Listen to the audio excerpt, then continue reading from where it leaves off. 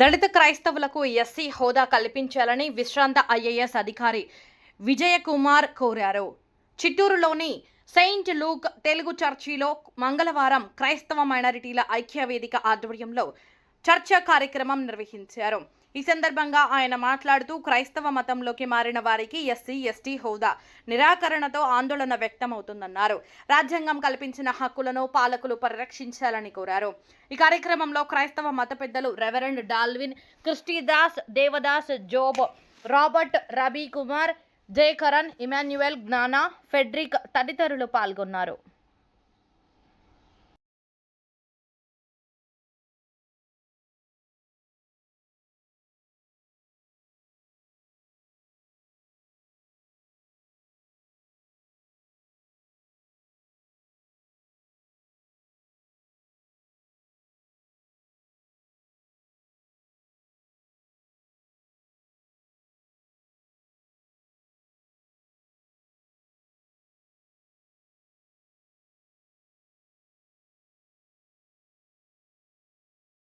చిత్తూరులో ఎస్సీస్గా ఉండి కన్వర్ట్ అయినటువంటి క్రిస్టియన్స్గా, ముస్లిమ్స్గా కన్వర్ట్ అయినటువంటి వారికి ఈ షెడ్యూల్ కాస్ట్ సర్టిఫికేట్ ఇష్యూ చేయడం అనే దానిలో ఒక 1950 ప్రెసిడెన్షియల్ ఆర్డర్ అడ్డంగా ఉన్నది.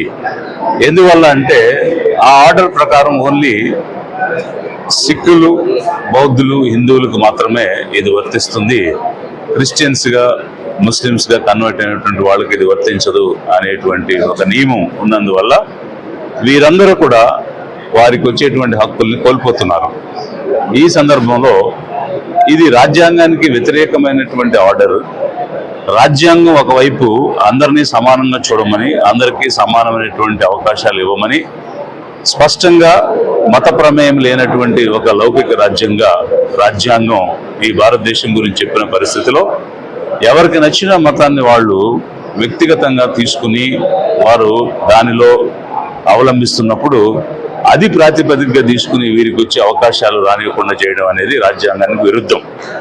అందువల్ల రాజ్యాంగానికి అనుగుణంగా ఎవరు ఏ మతంలో ఉన్నా కూడా ఈ అవకాశాలన్నీ ఈ ఎస్సీస్గా ఆరిజినేట్ అనేటువంటి వారందరికీ ఇవ్వాలి అనేటువంటి ఒక డిమాండ్తో ఈ సమావేశం జరుగుతుంది.